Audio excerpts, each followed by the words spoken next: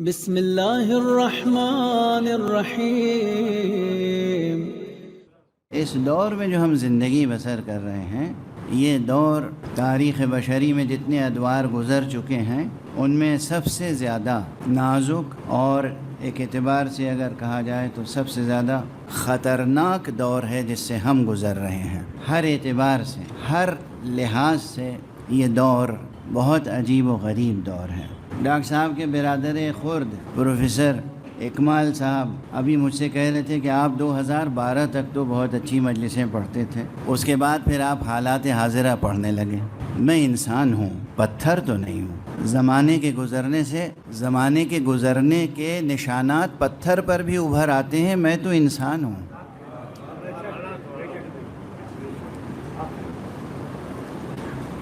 فلسفہ پڑھتے رہنا میرے لیے بہت آسان ہے۔ فلسفہ پڑھتا رہوں، شاعری پڑھتا رہوں، دوسرے لفظوں میں لفاظی کرتا رہوں، خوب سجی ہوئی منجھی ہوئی تقریر کر کے آپ سے نعرے لگواتا رہوں، میرے لیے بہت آسان ہے، مشکل نہیں ہے۔ اتنا تو آپ کو یقین ہوگا، مجھے یقین دلانے کی ضرورت نہیں ہے، لیکن مجھے اللہ کو، رسول کو منہ دکھانا ہے، اور میں چاہتا ہوں کہ میرے سامعین میں سے ہر ایک کے اندر یہ احساس پیدا ہو جائے کہ ہمیں خدا کے سامنے پہنچنا ہے۔ کوئی کسی بھی مذہب کا ہو، مسلمان ہو یا غیر مسلم، خالق کا قائل ہو یا قائل نہ ہو، زندگی کے ہر مسئلے پر اختلاف کر سکتا ہے، الا ایک موت پر اختلاف نہیں کر سکتا کہ مرنا ہے۔ اس پر ممکن نہیں ہے اختلاف۔ زندگی کی تعبیروں پر ہزارہا اختلافات ممکن ہیں، زندگی کی تعریف، تعبیر، تشریح، توضیح، زندگی کا فلسفہ، زندگی کی تہذیب، زندگی کی ڈسپلن، آپ ہزارہا اختلافات کر لیں، ایک چیز پر اختلاف ممکن نہیں ہے کہ ہمیں مرنا ہے۔ اور اس اعتبار سے اگر یہ بات یاد رکھیں جو میں اکثر کہا کرتا ہوں، یہ میرا بہت پسندیدہ موضوع ہے، جمالیات موت۔ جمالیات موت، لوگ زندگی کی جمالیات کی بات کرتے ہیں، اب دیکھیے آ گیا نا فلسفہ بیچ میں، فلسفہ جمال، فلسفہ ہے آخر۔ لوگ جمالیات حیات اور جمالیات وجود اور جمالیات ہستی کی بات کرتے ہیں، میں جمالیات موت کی بات کرتا ہوں۔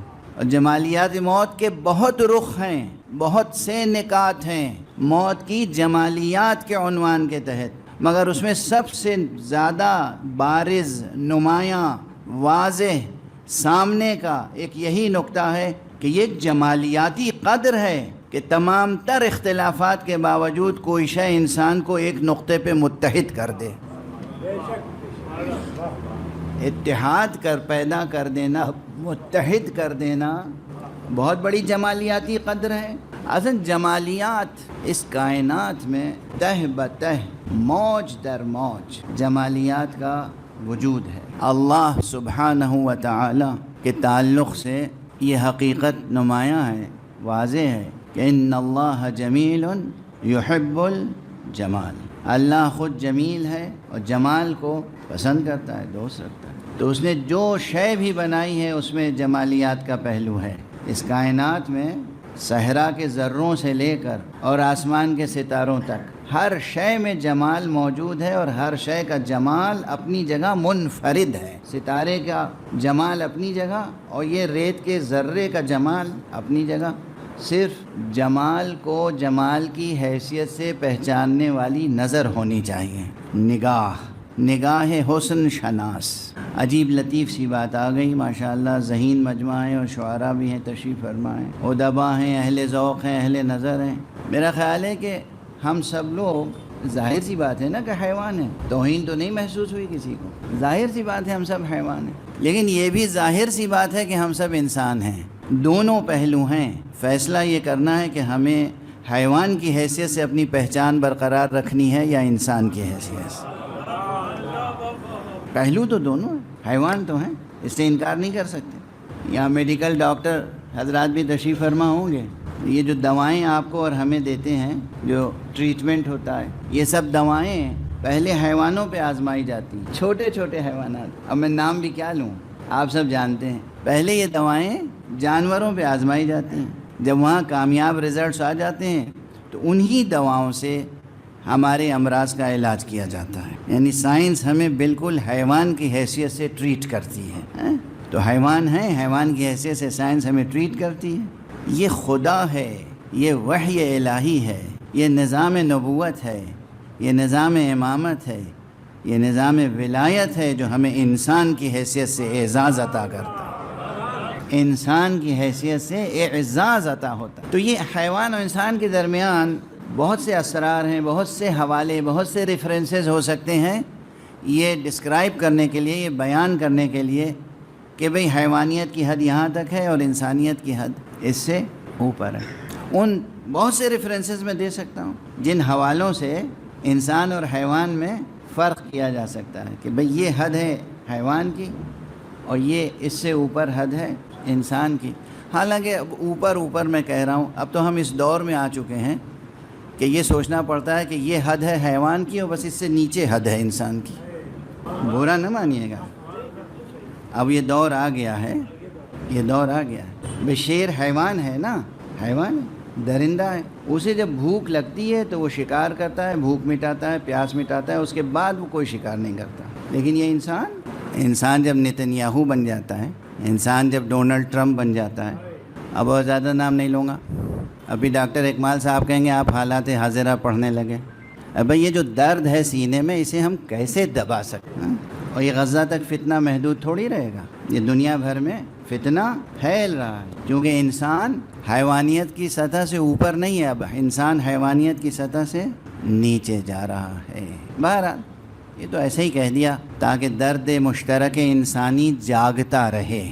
عرض یہ کر رہا تھا کہ حیوانیت اور انسانیت کے درمیان جو خط فاصل ہے وہ خط فاصل بہت نازک و لطیف ہے. اپنی تمام تر لطافت و نزاکت و ظرافت کے باوجود اس میں ہزارہا اسرار ہیں. ان میں سے ایک سر، ایک رمز، ایک راز، ایک پہلو یہ ہے کہ حیوان میں وہ نگاہ حسن شناس نہیں ہوتی جو انسان میں ہوتی. حسن شناسی جو انسان میں ہے وہ حیوان میں نہیں ہوتی. مثلا گلاب کے پھول کی جیسی آپ ستائش کر سکتے ہیں ویسے حیوان تھوڑی کر سکتا ہے. کوئی چیز اگر شیریں ہے تو اس کی شیرینی کی ستائش آپ جس طرح کر سکتے ہیں حیوان تھوڑی کر سکتا. اکثر میں مزاح میں کہتا ہوں، بعض اپنے دوستوں سے پوچھتا ہوں، اپنے علماء دوستوں سے بھی میں یہ مزاح کر لیتا ہوں کہ بتائیے غرض خلقت انسانی کیا ہے؟ اب ظاہر ہے وہ یہی کہتے ہیں کہ عبادت. اور میں عرض کر دیا کرتا ہوں کہ بھئی عبادت تو فرشتے ہم سے اچھی کر سکتے ہیں اور کرتے ہیں.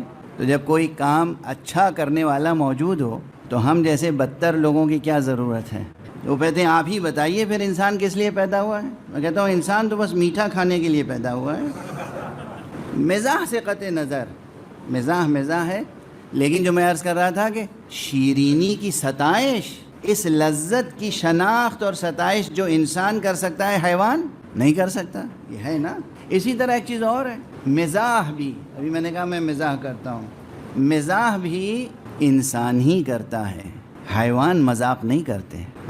اسی لیے ایک اچھے انسان کی شناخت یہ بھی ہے کہ وہ اچھا مزاح کرتا ہو اور اچھا مزاح برداشت کرتا ہو. بات آ گئی ہے تو میں آقائے دو جہاں مولائے دو جہاں حضرت امام امیر المومنین علی ابن ابی طالب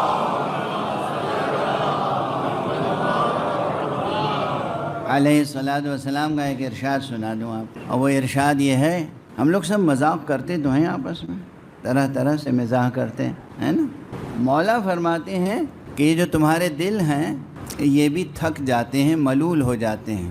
انہیں تم روحوا انفسکم ببدائع الحکمہ، اپنے دلوں کو ذہانت آمیز نکتوں سے، لطیفوں سے بہلایا کرو. آپ ذرا غور فرمائیے کہ جن معصوموں نے مزاح کرنے تک کا سلیقہ سکھایا ہو، انہوں نے سنجیدہ زندگی بسر کرنے کے کیا کیا آداب اور قوانین عطا کیے ہوں گے. جوانوں، بچوں، آج اگر ایک ہی یہی نقطہ یاد رہا کہ آج مولانا نے مجلس میں کیا پڑھا تھا، نا مذاق کرنے کا طریقہ پڑھ کے گئے ہیں. سنو کیا ہے یہ. ایک طرف ایک روایت ہے، ایک حدیث ہے، معصوم نے فرمایا مزاح المؤمن عبادہ، مومن کا مزاح بھی عبادت ہے. کیا جملہ ہوا، کیا مفہوم ہے؟ مومن کا مزاح بھی عبادت ہے. کیوں عبادت ہے؟ اس کے بعد ایک اور چیز سنا دوں. ایک روایت میں یہ مضمون آیا ہے کہ افضل الاعمال بعد الصلاة ادخال السرور فی قلب المؤمن. نماز کے بعد سب سے افضل عمل یہ ہے کہ انسان کسی مومن کے دل میں مسرت ڈال، خوشی، کسی مومن کا دل خوش کر دینا، دل خوش کر دینا۔ آپ دیکھ رہے ہیں زندگی کی کس لطافت سے آشنا کیا ہے اسلام نے اور رہنمایان اسلام نے۔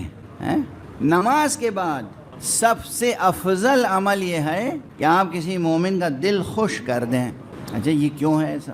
اس لیے کہ خدا کی قسم اس کائنات میں اتنے آلام ہیں، اتنے مشکلات ہیں، اتنی مصیبتیں ہیں، اتنے مسائل ہیں، اتنی چیزوں کے ٹینشنز میں انسان مبتلا رہتا ہے، درد، الم، کرب ہے ہر ایک کی زندگی میں ہے، ہر ایک کی زندگی میں۔ جن کے رتبے ہیں سوا، ان کو سوا مشکل ہے۔ اب اس کائنات میں اور اس زندگی میں جہاں ہر انسان مختلف قسم کی مصیبتوں میں، مشکلوں میں، الجھنوں میں، فکروں میں مبتلا ہے، وہاں سوچئے کسی کے دل میں خوشی ڈال دینا کتنی بڑی عبادت ہوگی۔ تھوڑی دیر کے لیے صحیح آپ کسی کے دل کو خوش کر دیں۔ تو میں اکثر کہتا ہوں کہ یہ جو لمحے بھر کی خوشی ہوتی ہے، یہ مسکراہٹیں، یہ تبسم، یہ محبتیں، یہ انسان کو جینے کا نیا حوصلہ دے دیتے۔ اچھا لیکن وہ بات پوری کر دوں پھر آگے بڑھوں۔ یہ یونیورسٹی کے اسٹوڈنٹس بھی یہاں تشریف فرما ہے، ان کی تو خوش طبعی کا عالم ہی کچھ، طالب علمی کے زمانے کی خوش طبعی، کیا کیا ہنسی مذاق ٹھٹھول کھیل تماشا ہوتا رہتا ہے نا، اور ہونا چاہیے۔ بچے کو بچہ رہنا چاہیے، بوڑھا نہیں ہو جانا چاہیے، بلکہ انسان کتنا ہی بوڑھا ہو جائے اس کو اپنے اندر ایک بچے کو ضرور زندہ رکھنا چاہیے، ٹھیک ہے نا۔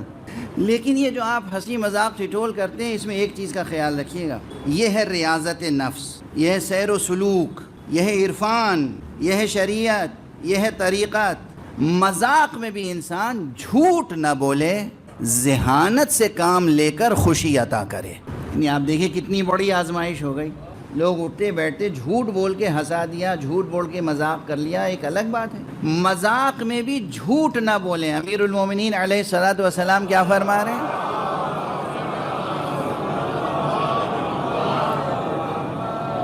دیکھیے ایک ہی نقطہ ہے، مگر اس میں اب سوچیے کہ زبان کی، ذہن کی، سوچ کی، فکر کی کیسی ریاضت ہو جائے گی، مشق، محنت کرنی پڑے گی۔ انہیں ہنسانا بھی ہے، خوش بھی کرنا ہے، اس طرح ہنسانا ہے، اس طرح خوش کرنا ہے کہ جھوٹ بیچ میں نہ آئے، سچ ہو بات اور اس پر ہنسی آ جائے۔ ہم نے دیکھا یہ مشق ہوئی نا، میں نے کہا یہ سیر و سلوک کا نقطہ ہے۔ مومن کے دل کو خوش کرنا عبادت، مزاح کرنا انسان کی لطافت کا تقاضا، اور اس طرح مزاح کرنا اور اس طرح خوش کرنا، اس طرح ہنسا دینا کہ جھوٹ بھی درمیان میں نہ آئے۔ یعنی مزاح کر رہے ہیں تو ذہن میں یہ رہے کہ رسول اللہ نے کہا ہے کہ مومن کو خوش کرنا عبادت ہے۔ سمجھ رہے ہیں آپ میں کیا عرض کر رہا ہوں؟ آپ لوگ صرف نماز کی نیت کرتے ہیں کہ 2 رکعت نماز پڑھ رہا ہوں قربۃ اللہ، میں کہتا ہوں مزاح کیجئے تو نیت کر کے کہ اس مومن کو خوش کر رہا ہوں قربۃ اللہ۔ یہ مومن بیٹھا ہے خاموش، بہت سنجیدہ لگ رہا ہے، چلو کوئی ایسی بات کہیں کہ ہنس دے، جو بھی غم ہے، جو بھی ہم ہے، جو بھی فکر ہے، تھوڑی دیر کے لیے اس فکر کی سنگینی تو کم ہو جائے گی۔ میں کوئی حل تھوڑی پیش کر دوں گا، اس کی مصیبت دور نہیں ہو جائے گی، مگر اس مصیبت کا جو بار ہے، بوجھ ہے، وزن ہے، وہ ہلکا کر دوں گا قربتاً الی اللہ۔ عجب یہ نیت سب زبان سے تھوڑی ہر وقت کی جاتی ہے۔ یہ میں کہیں پڑھ چکا ہوں کہ نماز کی نیت بھی زبان سے کرنا مطلوب و منظور شارع نہیں ہے۔ شریعت یہ نہیں کہتی کہ زبان سے نیت کیا کریں آپ۔ واضح ہے یہ بات؟ نہیں واضح ہے؟ جو نماز پڑھتے ہیں، 2 رکعت نماز پڑھتا ہوں صبح کی، واجب قربتاً الی اللہ، یہ زبان سے کہنا ضروری نہیں ہے قطعاً، چونکہ ہر عضو بدن کا کام الگ الگ ہے۔ ڈاکٹر حضرات فیزیولوجی اور انیٹمی اور یہ سب پڑھاتے ہوں گے، کس عضو کا کیا کام ہے۔ زبان کا کام ہی نہیں ہے نیت کرنا، نیت کرنا عمل قلب ہے، نیت دل میں ہونی چاہیے۔ واضح ہے نا؟ اس زبان کا کام نیت کرنا نہیں ہے، زبان کا کام تکبیر کہنا ہے، مثلا اللہ اکبر یہ زبان سے کہیں گے، سورہ پڑھنا، الحمد کا سورہ، تسبیح پڑھنا، یہ زبان کا کام، نیت دل کا۔ تو جب مزاح بھی کریں تو زبان سے مزاح کریں، آنکھ کے اشارے سے مزاح کریں، چہرے کے پرتو سے، ادا سے، کسی طرح مزاح کریں مگر نیت ہونی چاہیے کہ یہ مزاح کر رہا ہوں میں قربتاً اللہ، تاکہ یہ مومن خوش ہو جائے۔ اب ایک جملہ کہہ رہا ہوں بڑا سنگین، جو لوگ شریعت کو سمجھے بغیر شریعت کیا کرتے ہیں انہیں شاید پسند نہ آئے یہ جملہ۔ ہو سکتا ہے کہ آپ کا کبھی کوئی ایک چھوٹا سا کسی غمزدہ انسان مومن سے مزاح آپ کو اتنا ثواب عطا کر دے جو آپ کی نمازوں کے ثواب سے بھی بڑھ کر ہو۔ دار و مدار نیت پر ہے، دار و مدار خوشنودی خالق پر ہے۔ بہرحال اب اس بات کو یہیں روک دیتا ہوں۔ آج جوان اور بچے بس ایک بات یاد رکھیں گے، کیا پڑھا مولانا نے؟ آج تو بس یہ بتا رہے تھے کہ مذاق کیا کرو، لیکن مذاق بھی قربتاً اللہ، اس نیت سے کہ اس دکھوں سے بھری ہوئی دنیا میں آپ کسی انسان کے دل کو خوش کر دیں۔ یہ سوچ ہے لوگوں کے دماغوں میں، یہ سوچ ہی مر چکی ہے۔ اب تو اٹھتے بیٹھتے یہ سوچتے ہیں کہ دوسرے کے دل کو دکھائیں کیسے۔ رشتہ دار آپس میں بیٹھے ہیں تو کیا کرتے ہیں ایک دوسرے کے ساتھ؟ ایک دوسرے کی برائیاں، ایک دوسرے کی غیبتیں، ایک دوسرے کی عیب جوئی، ایک دوسرے کی شکایتیں، ایک دوسرے کے گلے۔ یہ گلے شکوے یہ بھولنے کی کوشش کیجئے۔ ہر فرد کے ذہن میں اور دل میں یہ جذبہ اور یہ نیت ہو کہ ہمیں دوسرے انسان کو کس طریقے سے خوش کرنا ہے۔